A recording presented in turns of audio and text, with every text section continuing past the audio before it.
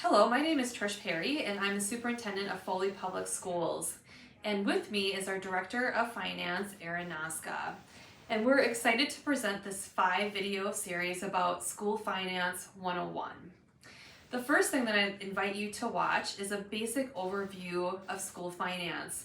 So feel free to click the video, and once you're done, we'll be back and we'll talk more about how the video is related to school finance and Foley in our school. We have great schools here in Minnesota, serving our youngest learners in early childhood family education and preschool programs to our K-12 programs and beyond with adult education. Districts have people working hard to maintain and build programs that help learners of all ages. This, of course, requires money to operate. But how exactly are schools funded in Minnesota? Unfortunately, it's a bit more complex than some of the principles taught in an Intro to Business course. Funding public education is a complicated business. There are many stakeholders at the table: students, parents, school leaders, community members, business leaders, and elected officials, to name a few. The money to pay for elementary and secondary education in Minnesota comes through a combination of state-collected taxes, primarily income and sales tax, along with locally collected property taxes. The majority of revenue for school districts, up to 70%, comes from the state.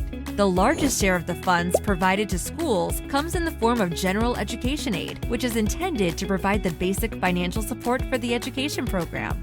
This goes to fund things like transportation, teachers, and curriculum materials. School districts also receive funding for specific categories through formulas generally used to meet costs that vary significantly between districts. These funds must be used for specific areas, like special education or long-term facility maintenance. Some of these funds are tied to specific items, like literacy programs to get students reading by 3rd grade or school breakfast and lunch programs. The remaining school district revenue comes from local tuition and fees, federal grants, and local property taxes.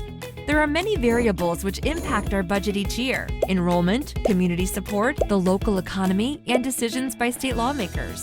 The challenge is to take each of these revenues, which typically don't keep pace with inflation, and meet the needs of all of our stakeholders.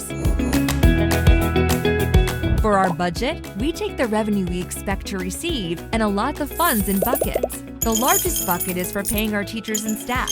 Other buckets include special education, transportation, operations and maintenance, and administration. The state also mandates some of our spending for things like special education and basic skills. Other factors influence how we spend money: class size ratios, aging buildings, emerging technology, and needs specific to the students in our district. We always need to prepare for the winds of change, which can quickly impact our local budget. New legislation, competitive enrollment, teacher retirements, and health insurance costs are all things that can quickly make a big impact. Each year, our challenge is how do we connect all of these revenue and expenditure drivers in order to build an effective budget while taking into account stakeholder voices. It's important for us to collectively develop financial priorities to ensure we use our resources wisely and have the greatest impact on our learners.